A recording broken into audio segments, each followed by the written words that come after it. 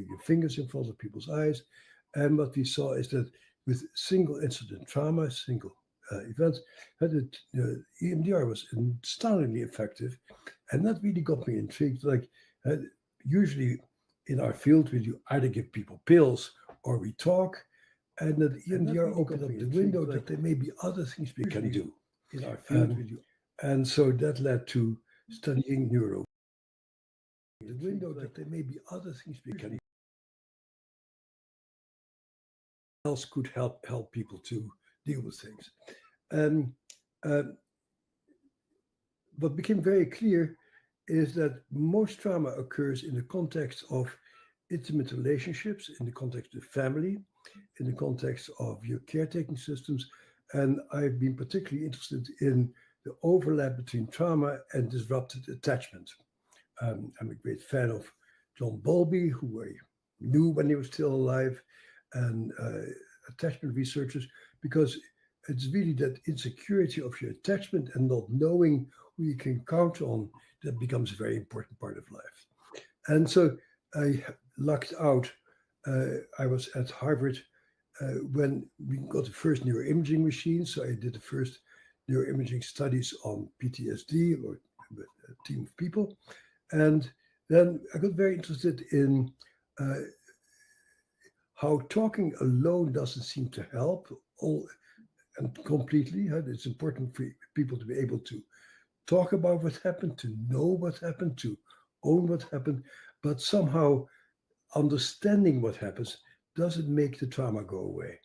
And for me, the um, opening window for me was really when I got interested in EMDR. And EMDR is a very strange technique. You wiggle your fingers in front of people's eyes.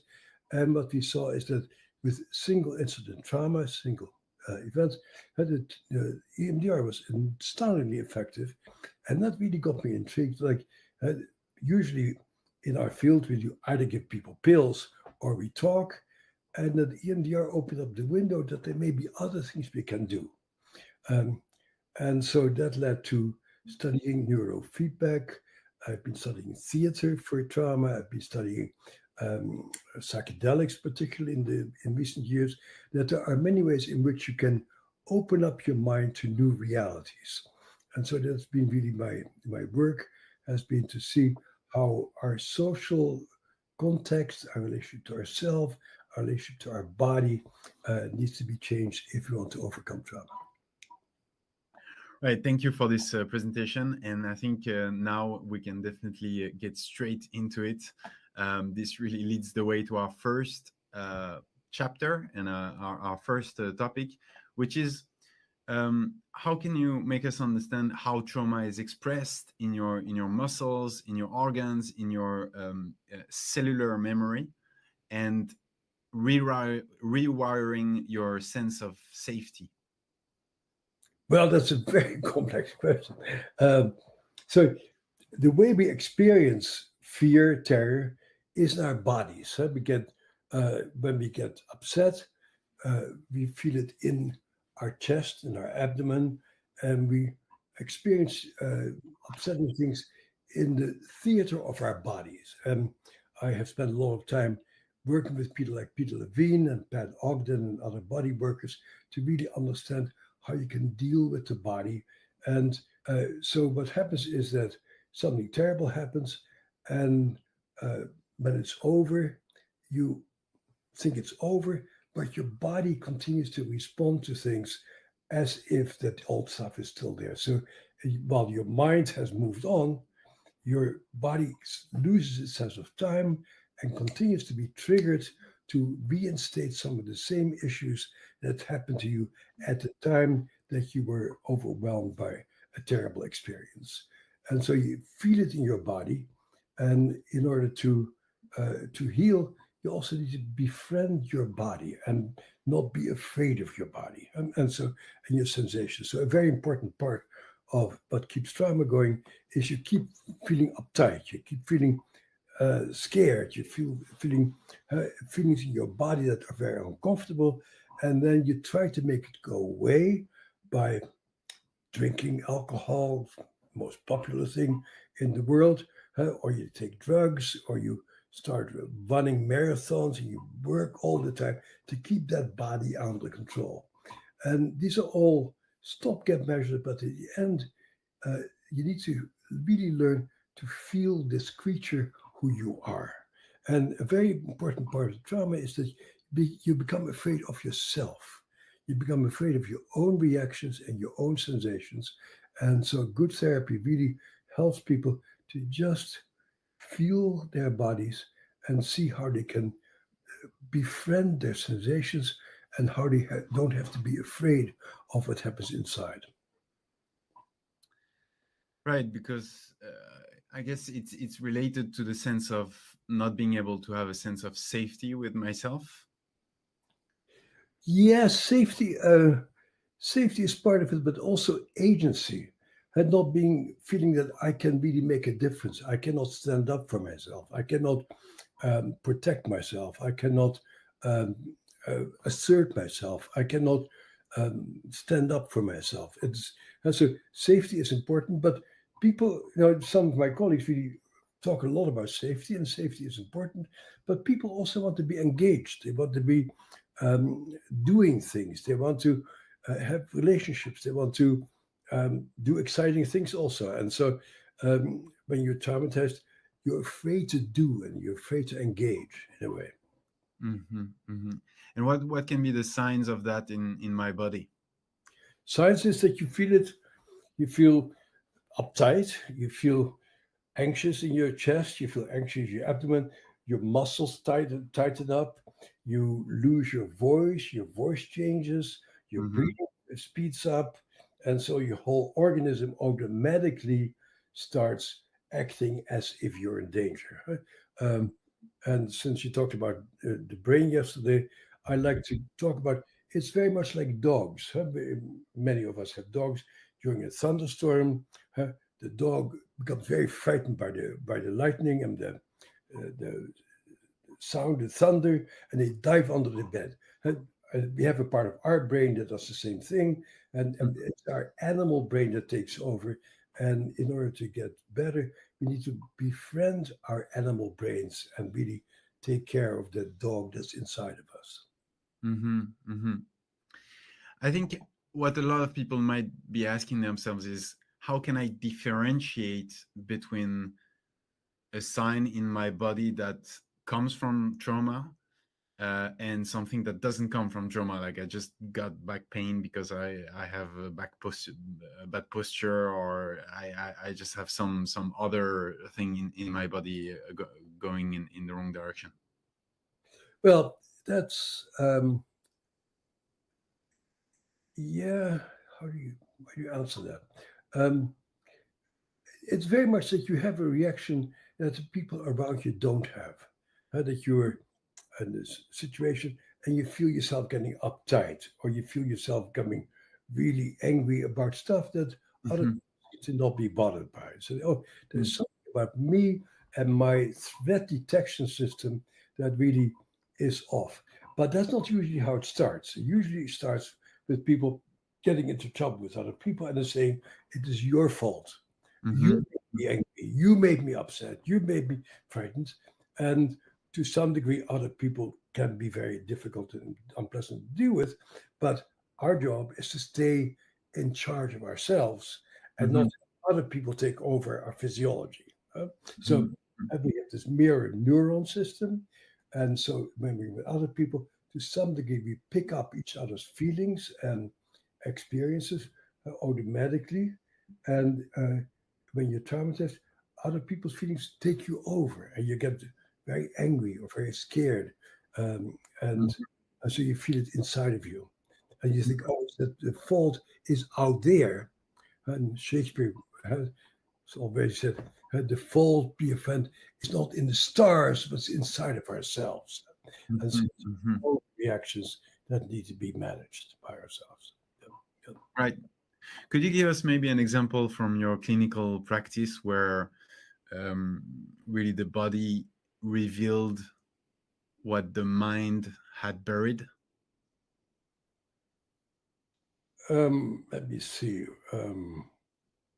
Yeah, people get angry about stuff and they start reacting in a very aggressive way. Mm-hmm. And you try to help people. So notice inside, notice what happens. Notice when you put your hand on your chest, and notice if you take a deep breath, what happens inside of you. Notice what becomes uptight. Notice what happens if you relax your muscles. Notice what happens if you slow down your breathing and you become more grounded. Mm-hmm.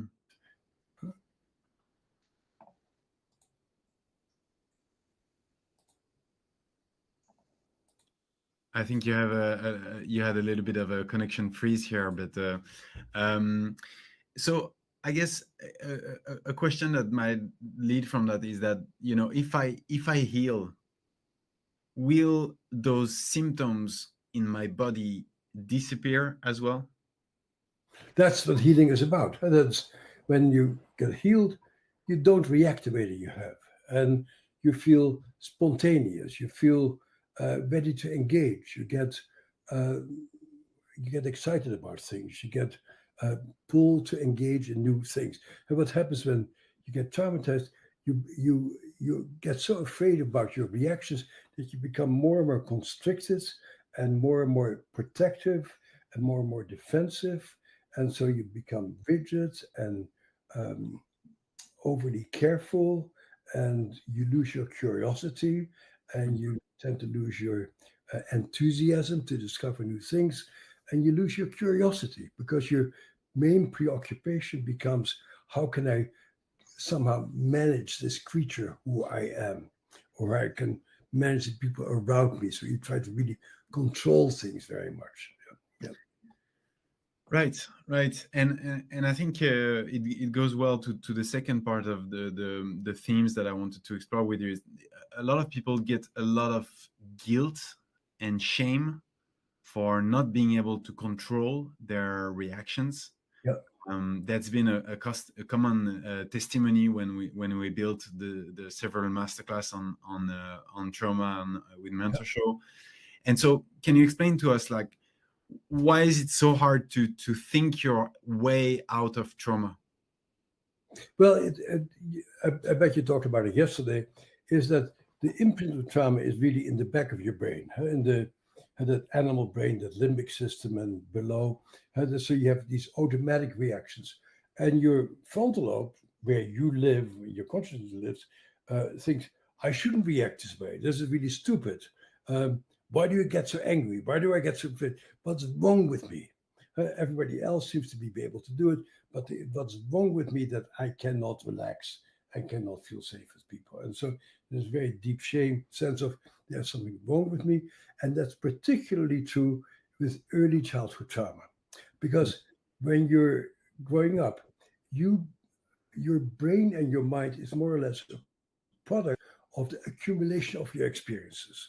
So if you grow up in very safe surroundings and you feel cared for and loved, you feel like I'm a person who makes the world loving. And so kids are by nature egocentric. And when they have good experiences, say, I made good things happen. And if bad things happen, you get beaten up or ignored, your automatic reaction is there's something wrong with me, that people are beating me up. And you have the sense of I'm doing something wrong, that people get so angry with me. Um, I get I'm doing something wrong because people are fighting with each other, and I cannot control that. And you start feeling really there is something defective about you, and you have this deep sense of I'm the origin of all the bad stuff that happens around me. And in the long range, but particularly early childhood abuse and neglect leaves this imprint of in you of there's something deeply wrong with me and I'm very defective. And people can tell you over and over again, it wasn't your fault, you were just a little kid, and your frontal lobe knows it, but the back of your brain has no cognition and has no sense of time.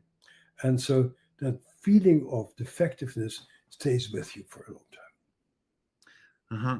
And maybe can we get a little bit more into the um, really the physics of it, the what happens in my brain and in my body when I know logically that I'm safe in some way, but my body really doesn't believe it. Um, can you explain to us, like, what's happening there and how you really discovered that? Well, the first studies that I actually did showed that back of your brain, that right amygdala lights up, and the very primitive part of your brain that is your smoke detector keeps going off and tells you, "I'm in danger, I'm in danger," and your frontal lobe is reasonable. I said, no, you're not in danger, but you keep getting these signals from the back of your brain that you're in danger. So the person who's probably done the best work in this is Ruth Lanius in Canada, uh, who shows that there is a very primitive part of your brain way in the back, just above your brainstem. It's called the periaqueductal gray. I call it the cockroach part of your brain, and it tells your brain you're in danger. And when you have no trauma, that part of your brain is quiet and only gets activated if you actually are in danger. But once you develop post-traumatic stress, that part of your brain is always firing. There's always this little signal comes to the back of your brain. You better be careful. You better be careful. Terrible things are happening to you. Hmm. Yeah. Hmm. And so, let's say someone is so in the middle of a panic attack like this, or a freeze response. How can they begin to really ground themselves? You can ground themselves by, oftentimes we need other people for that. We need to be encouraged by somebody. And that's why we take yoga classes and we take meditation classes and we take theater classes so that somebody can really guide you in uh, going into yourself and to notice what's going on. A very important part of dealing with trauma is to allow yourself to feel what you feel and to notice it. So if people say, I'm really getting scared, you say, how do you know you're scared? Where do you feel it in your body? Huh? And then you ask people to go there and to feel it and to say, what happens if you take a deep breath? No, doesn't work. What happens if you tap certain acupressure points? Uh, oh, yeah, I feel a bit calmer if I do that. What happens if I stand up and push against something? And so it's really, you need to experiment with how can I gain a sense of ownership of my own physiology. And that's always an experimental things. Things that work for one person don't work for the other thing. For example, I did the first studies on yoga for PTSD, and my colleague said, that's crazy, meaning putting your butt in the air and twisting your spine in a pretzel, treatment for PTSD. So we studied it. And it turned out that actually yoga can be very helpful for people, and probably for most people can be more helpful than most medications are. And so what you do in yoga is you activate that interoceptive capacity, that you feel your body and it feels safe to feel your body. You say, oh, that's what happens. And you get a sense of time. And the sense of time is terribly important because when you go to panic, you feel like this will last forever. But if you really notice it, you notice that things keep shifting. And somebody needs to help you to become aware how your own internal world shifts and that you can do things to shift your own internal world. Hmm. Hmm.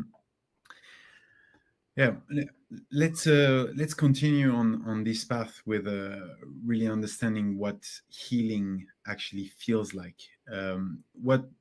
What would safety in the body actually look and feel like for people who are healing from trauma? Oh, safety is just that you are somewhere and you choose to respond. And you say, I would like to argue with that person, and you feel comfortable to argue with them. Or you can say, I really like to tell this person that I love them, and you tell them that you love them. And if you want to play with somebody, you say, let's play. So that you can really be totally there for the moment and not have that voice in your head saying, no, this is dangerous, you can't do this, terrible things will happen to you.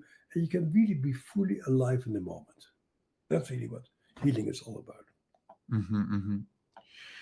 Um, could you give a quick overview on the body-based therapies that you've seen, why they work, and also maybe establish a little bit the different ones you've mentioned that there are many who work different for different people, and maybe point us towards potentially some studies on that. Well, that's a very tricky question, of course, and that is that psychiatry and psychology have never really paid attention to the body. And so in mainstream psychology, there's very little known, and it would be very hard to get funded to do a study on body based therapies. And so what we see in the world is that there always have been people like Wilhelm Reich a long time ago, and Peter Levine, Pat Ogden, uh, Mm-hmm, Feldenkrais, and these people have worked at the body, but that's always, by the scientific establishment, has always been a little suspicious of that. And, and so they don't study it. So what is impressive to me is that when you go to an academic institution, there will be very few people who know anything about the body, and that you really need to find people who practice it. And that can be Feldenkrais, it can be another body-based technique, and it really you access whoever is available in your particular community. But that's rarely ever in the medical psychiatric mainstream world. It's beginning to come now. I think my book has made some difference there also, and that people are beginning to pay attention to the body, but that's still outside of the mainstream largely. Yeah. mm-hmm, mm-hmm. And in the patients that you've seen in the studies that you see, I'm just trying to get people who potentially have tried some things. How would you rank, how would you to what potential solutions would you point them to based on what you've seen and what you've studied? Well, so the people who I know and respect are Peter Levine with somatic experiencing, Ben Mm-hmm, Ogden with motor psychotherapy, and so there's a number of people who have written books about it. Who are very mm-hmm, good, and what they do actually is they show that your body gets frozen at some point when you get traumatized. You tighten yourself up, and you become a really uptight and frozen person in a way who explodes from time to time. And in these treatments, you actually help people to feel the things that they wanted to feel and take the action that they couldn't take back then. And so sometimes pushing people away might be very helpful. Hitting a punch ball might be very helpful. Establish a sense of I can do something, I can manage something, I can stand up for myself. But back then I couldn't do anything. And so to a large degree, healing from trauma is to have new experiences where you can do what you could not do back then. Standing up for yourself, pushing people away, setting boundaries, um, uh, uh, walking away from things. So to really have your body be your ally, you have your body work for you. And what we see is sometimes people uh, work on their rape, and then they feel the old feeling, I wanted to push, but I couldn't. And then in body based therapy, you can actually make that movement, say, oh my God, if I could have made that movement back then, I would have felt so much better. And now that circuit in my brain of defending myself gets activated by doing it. I understand. So it means that you would, in some way, recreate the experience, the traumatic experience that you had, but in a safe way, and also in a way where you have ownership and you you can decide for yourself and actually take the way that is the right one for you. Yeah, you can sort of experiment to do things and say, oh, that feels better. Oh, that makes me feel in charge. Oh, that makes me feel. in charge. That makes you feel strong or empowered. To really experiment with bodily postures and sensations and to really feel things that you have been afraid to feel. Have you had some passions who have managed to really heal thanks to these methods? Oh, absolutely. After Okay. 50 years, you don't advocate methods that that don't work. Like Yeah. It's. I think it's nice for people to hear and to give hope to all those people who are here with us today. Um, when someone starts to truly feel safe and have that feeling of empowerment, what are the first subtle signs that they might notice in their everyday life? well, their minds open up, so they become more curious. They are Mm, able to engage with people. They are get more pleasure out of their social interactions. They are more patient with their partners. They're more curious about their partners. For example, during COVID, there was a very sharp increase in domestic violence. mhm, mhm, Um, that didn't surprise me because people are difficult, and even if you have a good relationship, you have habits and things that you do that irritate the other person and vice versa. And if you mhm, can't get away from each other and you're locked up in a room, you're more likely to become violent. And what we see in effective treatments, we saw it very clearly in my psychedelic research, for example, is that when people got COVID, that they didn't become angry with people. They are more curious. They're more tolerant. They're more like, oh, she seems to be upset about something. Oh, but I don't feel upset. How can I help her to be less upset? mhm, mhm, mhm. Yeah.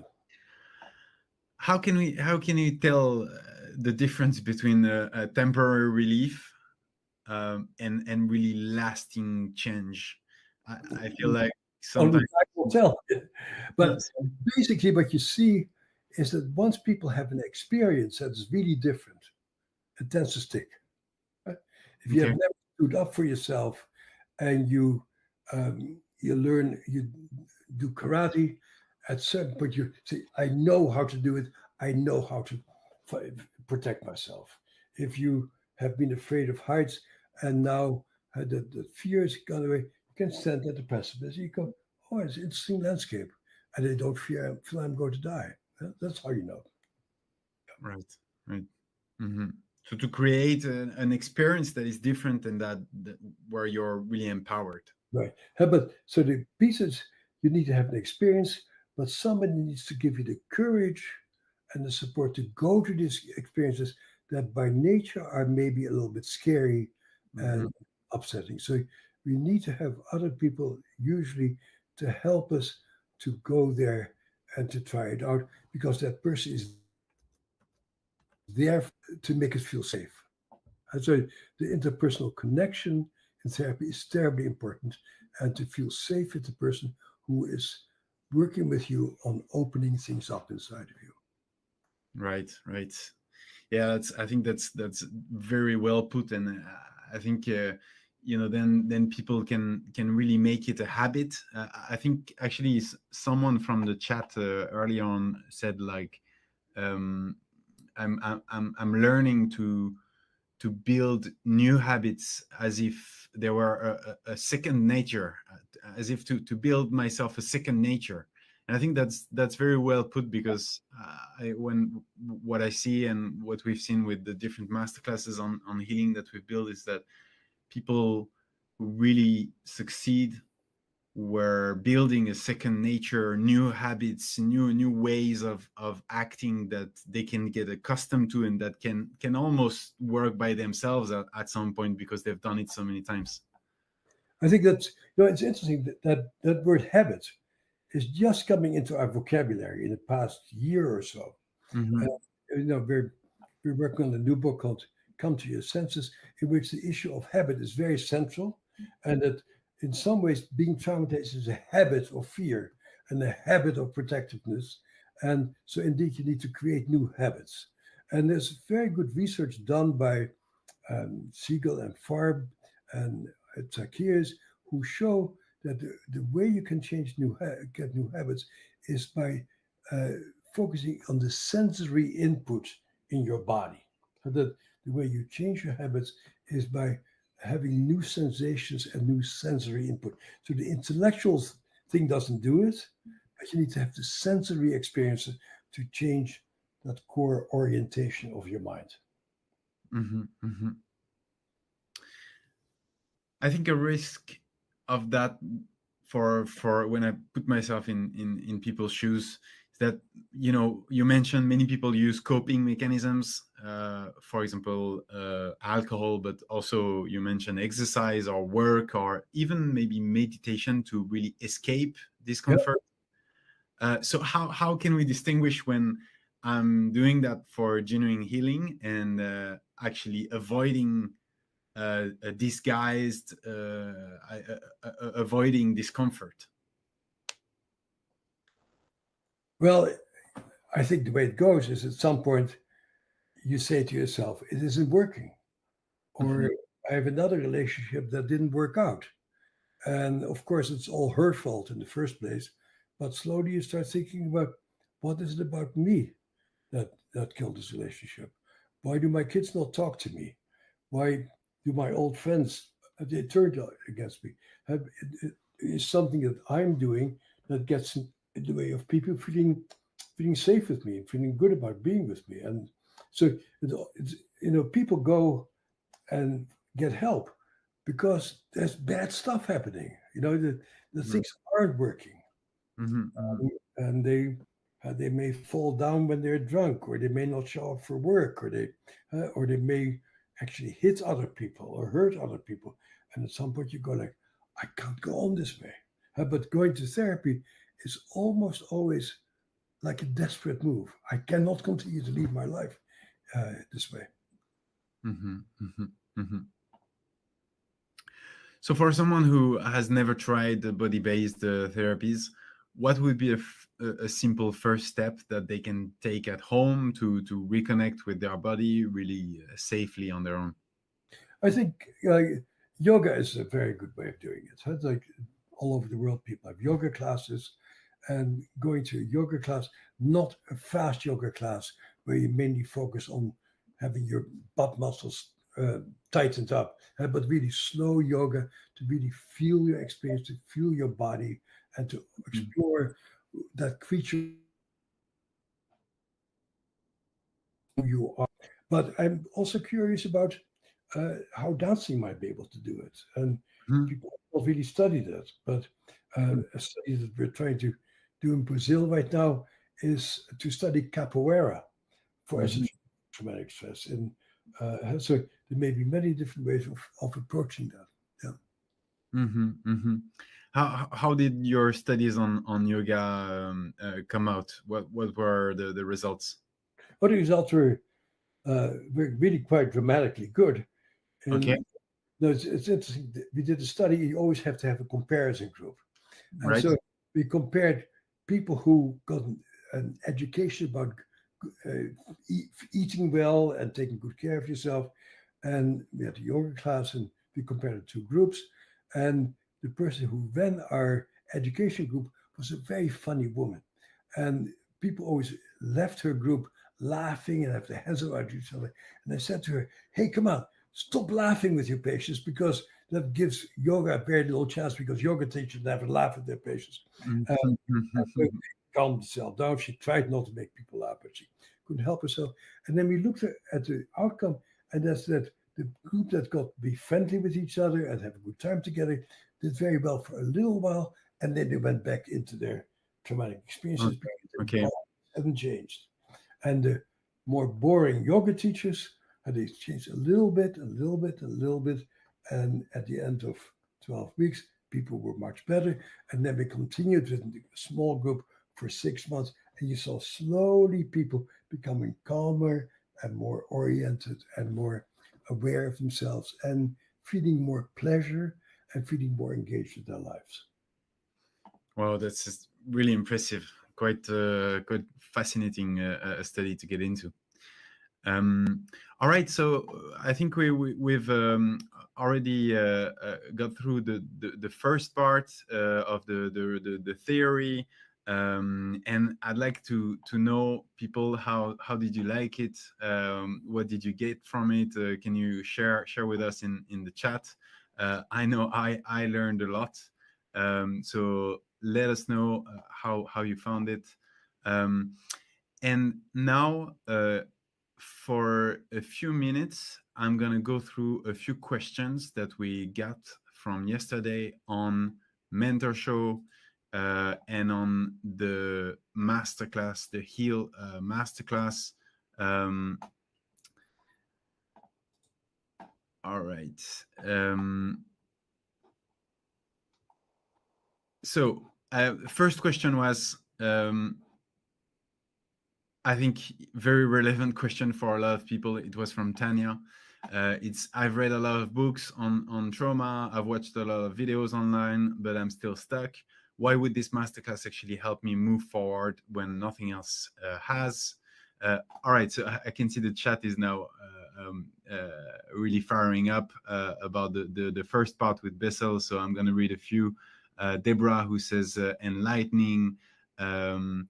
Esther, love this first part so far. We have a lot of people. Yin yoga is very helpful. A lot of yeses, and people are very, very excited. So thanks for the feedback. So Tanya, before making the course, the Heal masterclass, we talked to thousands of people who had experienced trauma, and they had tried a lot of things, right? So we actually asked them, and here is the results based on about 2,500 people. So you can see there's people had tried therapy, meditation, medication, physical exercise, and a lot of things.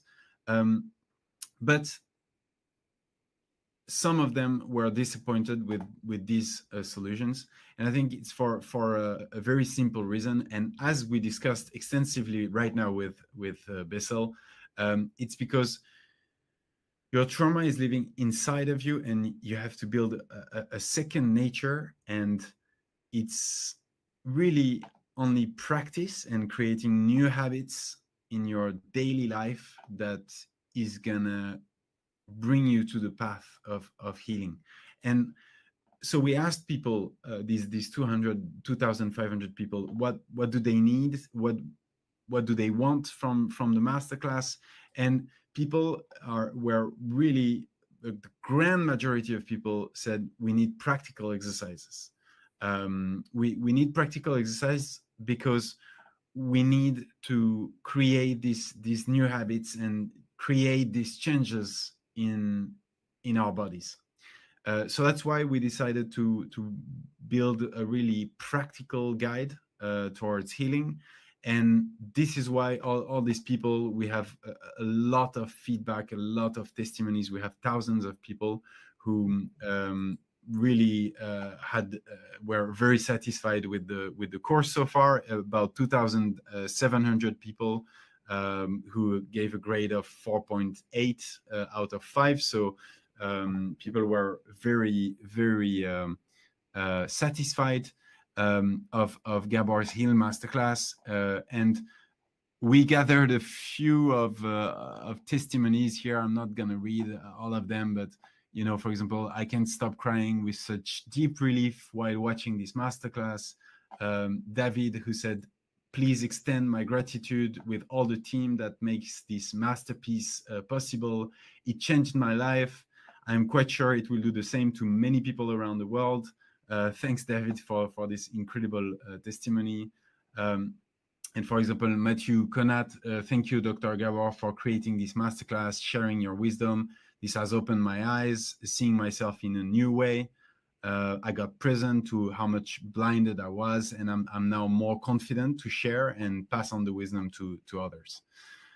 So I feel like I'm bragging on this, but it was a lot of work, and it's obviously, as a founder of Mentor Show, it's really our goal to get testimonies like this. So that's why we show them. Another question was, can you explain the heal method again? So I'm just going to go through it quickly. H is the first part of the course. It's to hear the pain, we call it. So to find the root, to really understand where the suffering is coming from, and basically to make trauma a teacher. So there are like self-awareness protocols, there are different mapping questionnaires, and so on. Then E is empower yourself to heal. So here you have to turn insight into action. So that's going to be where you're going to have tools, you're going to have daily routines, you're going to have weekly routines. Then once you've done that, you have A, which is the part about aligning your relationships. And here it's a major theme that the 2,500 people we worked with were very often mentioning is, how can I protect my children? How can I not pass it on to my children? How can I protect my children from trauma? And how can I protect my relationships? And last, we have L, lifelong healing. And this is the part where we really take the course even further than the course itself. So really to build lifelong habits that will last long after the masterclass ends. Can you say something about that? This you focus on what you can do, but I think healing always occurs in a larger social context. The Mhm. trauma is usually an interpersonal event, and so you have an interpersonal fear and a difficulty connecting, and uh, you heal trauma really in community. And people show you how to do it. People do things together with each other. People experiment together. This is not a solitary enterprise. You don't heal from trauma by yourself. You heal from trauma with other people. Yeah. And most things, with exception maybe of neurofeedback, really involve somebody who helps you to do it, and a contact with people who work with you on creating that. I don't think you can do this all by yourself. Yeah, that's true. And actually, that's a very good point, Bessel, and it's a very good transition to the last part I wanted to get into on this questionnaire, and then we will get to the experiences that you've prepared. Is we had a few questions on the offer that we made for the healing days, and I'm just going to remind everyone what's included in this offer. So obviously you have the course, the Heal Masterclass, but as Bessel just said, you cannot really do this on your own. And it's true that sometimes, even though you have amazing content in there, you have more than 7 hours of Gabor's teachings and practical exercises and so on. Well, sometimes people feel a little bit alone in front of the screen. And you have to be shown the way, you have to be taken by the hand, and you have also to share it with other people who have the same issues or the same energy as you, right? And this is why in this offer we have weekly live sessions. So that's more than 50 sessions where you have specialized trauma specialized coaches where you're going to have the ability to ask your questions, to get some advice, and really try to keep your momentum strong. So that's 50 sessions in total. You're also going to have exclusive webinars where we dive into different topics, and obviously all the future healing masterclass, and namely obviously the Grand Bessel. So here it is for the offer. We had a few questions on the guarantee as well. Just Jamie, who said, so if I'm not happy in 3 months, I can get the money back. Who does this kind of guarantee? It's crazy. So yes, Jamie, it's crazy, but it's what we've decided to do. So it's just to help you to take that step. The guarantee is very simple: is that if you take the course and in 3 months or in whatever time you feel like it hasn't helped you, or you just don't want it anymore, or you feel like you need the money back for some reason or anything else, if you've watched the masterclass, you've done the exercises, and you can send them to us, well, we'll refund you the totality. So that's a risk we take to make the choice very easy for you. All right. So these are really the key questions that I wanted to answer from these three people. And now that we've gone through those questions, we can get to the next part, which is the experiences that you've prepared for us, Bessel. So we can get into the first one, which was the body scan. But I want to really mention something else. That, um, you know, as a neuroscientist, I know what the circuitry in the brain that gets really messed up, and we really need to be helped to change our circuitry. Huh? And so, for Mhm. example, we can use brain-computer interface stuff. We can use neurofeedback, and we can pick up the electrical circuits in the brain, and we can play computer games with your own brain to calm your brain down and help your brain to become more focused. And so there's circuitry. So we can get into the first one, which was the body scan.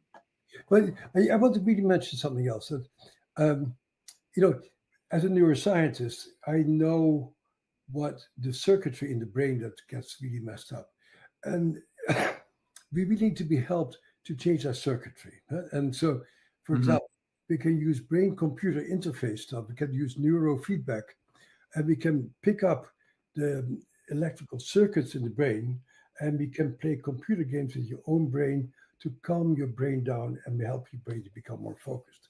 Um, and so there's things you can do, but with people who really know what they're doing to actually help you for the next phase.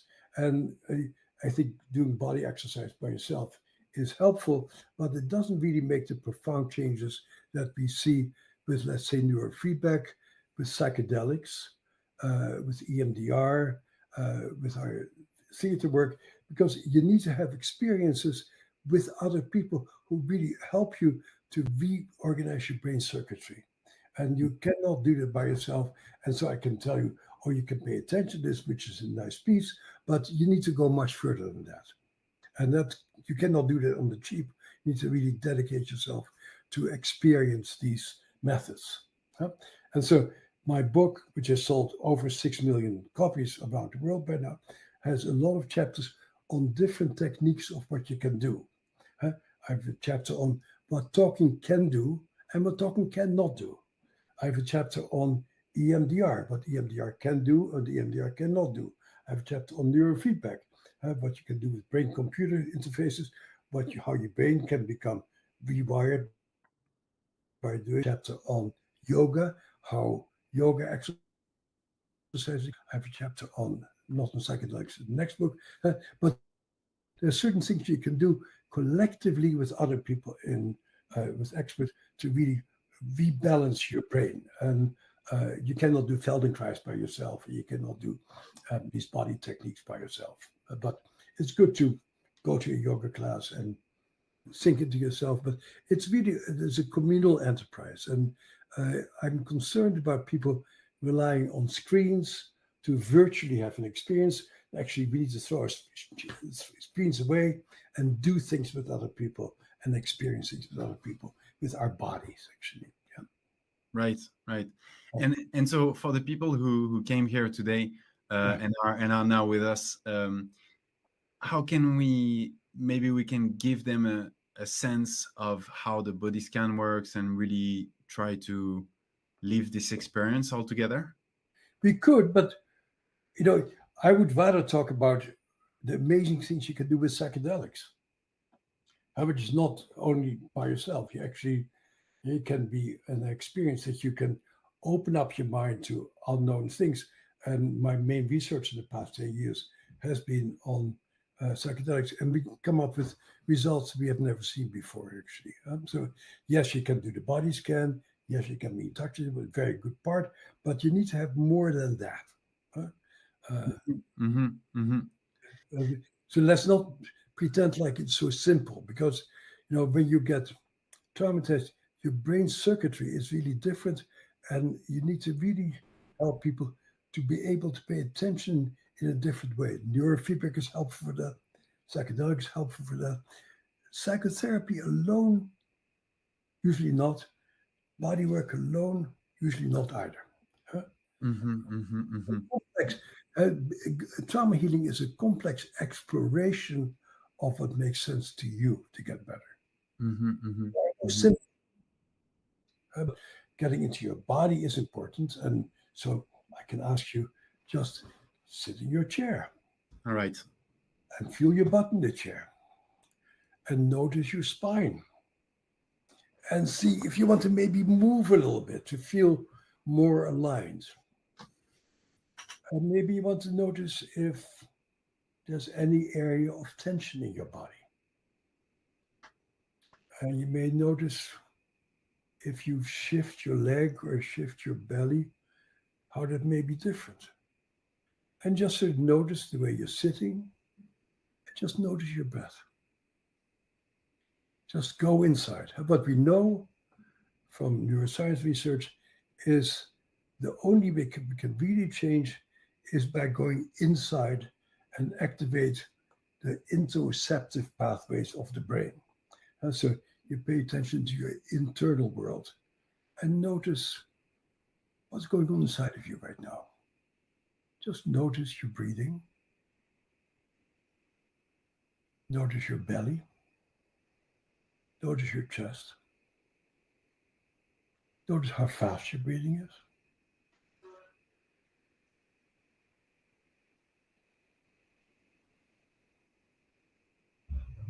And just feel yourself. And then maybe you want to put a hand on your chest and just feel your hand beating your chest and your chest beating your hand. And notice what it's like for your body to have a hand that touches you. Just notice it. See what it feels like to be held by you. And then notice your hand and what it's like for your hand to feel your body.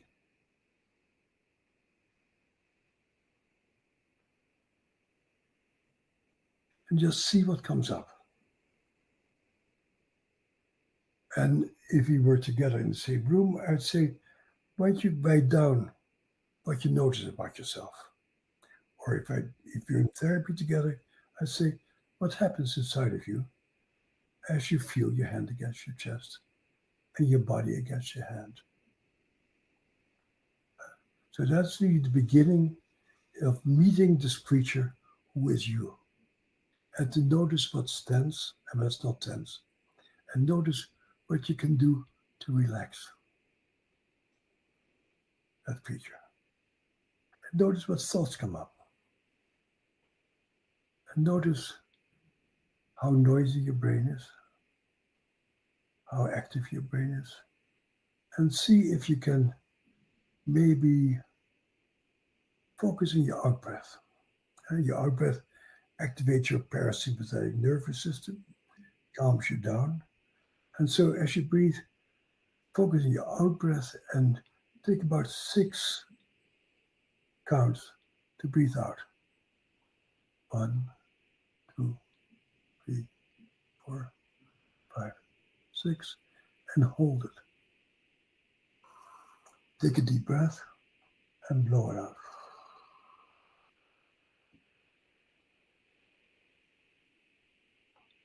Hold your breath.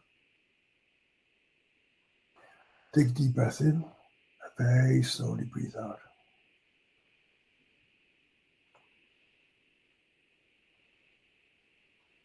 And so that's a very important part of a yoga practice, of a meditation practice, of your learning to be in your own company. Huh? One common thing in trauma is you like to be engaged with stuff out there and be distracted by television or noises, this stuff, but just to spend time with you. And then say, how do you feel about this creature who you're holding? What do you wish for this creature you're holding? What are your desires? And then we talk about it. And we talk about how we can make these things happen and what wasn't happening back there and what we can fill in now.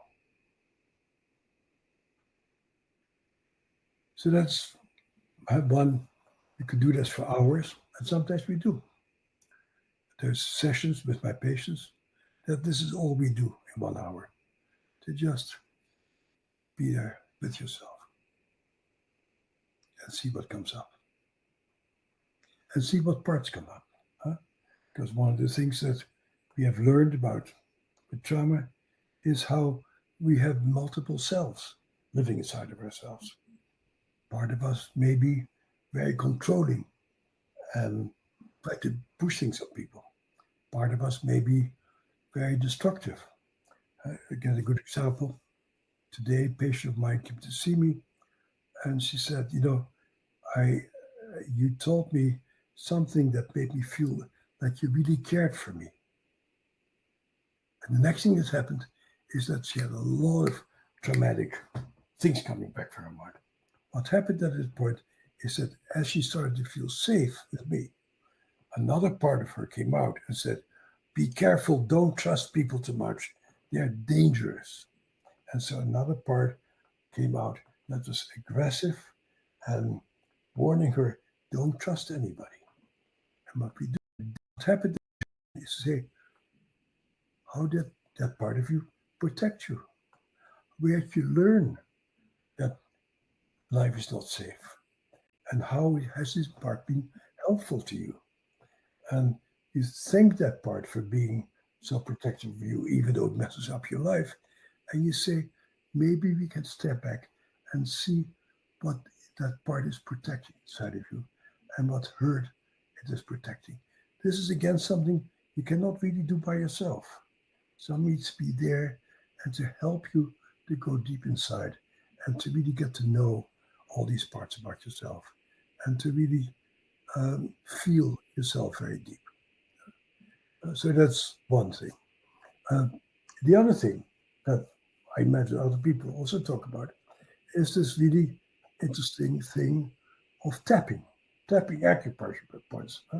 My favorite person there is David Feinstein, an energy psychologist and a very good scholar, married to Donna Eden, who's a wonderful body worker.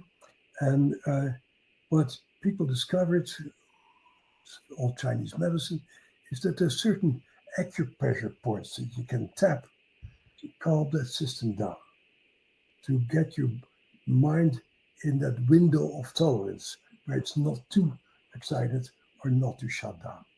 And so, but now I'm a Western trained doctor. The stuff really doesn't make sense to me. But in Chinese medicine, they say if you tap certain parts of your body, you can calm yourself down. I use it a lot with my patients. Huh? So you can follow me. You start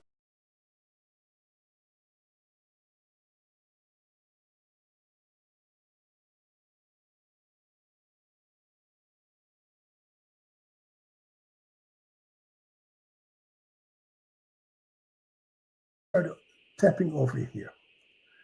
The Chinese call this a reversal point. As a Western trained doctor, I have no idea what a reversal point means, but it seems to do something to change your energy. Next point to tap is over here between your fourth and fifth metaphalanx, over here. And you tap there. And as you do that, just notice any shifts in the energy in your body. Get calmer, more focused, more agitated, whatever. And then you tap over here on your superciliary ridge, it's called. and just notice what happens in your body. Or if tapping is unpleasant, you can just hold it. Next place you tap is your zygomatic arch over here. Just notice what happens. Next time you tap over here, the infraorbital bridge. Next point you tap is over here, the glabella. And you tap over here. And the last point I tap, um, you tap over here, acupressure point number 27. And you tap over here between the 11th and 12th rib.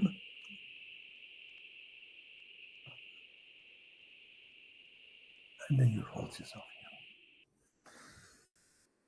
And I'm pretty sure that most of you who followed me felt some energetic change in your body. Most people do. It's only a few people for whom it doesn't work, but it's a very nice way of calming that system that you live in and getting more focused.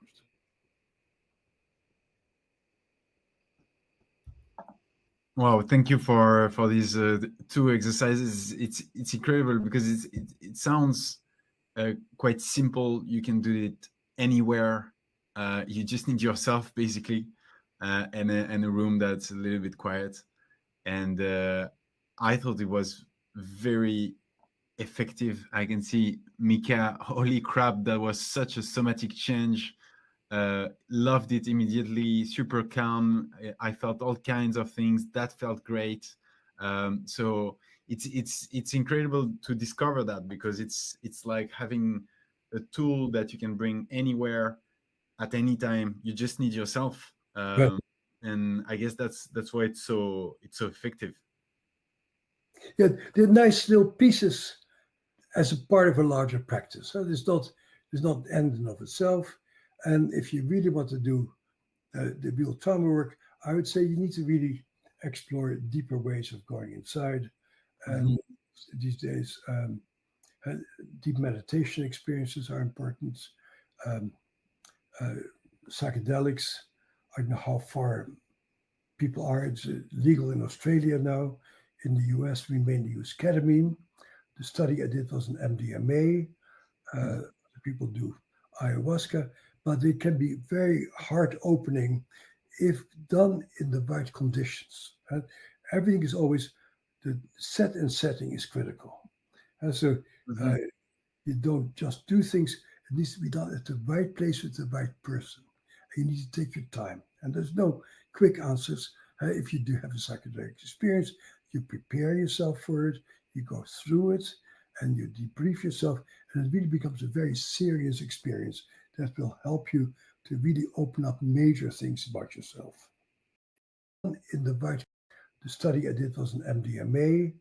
Uh, People do ayahuasca, but they can be very heart opening if done in the right conditions. Everything is always the set and setting is critical. And so you don't just do things, it needs to be done at the right place with the right person. And you need to take your time. And there's no quick answers.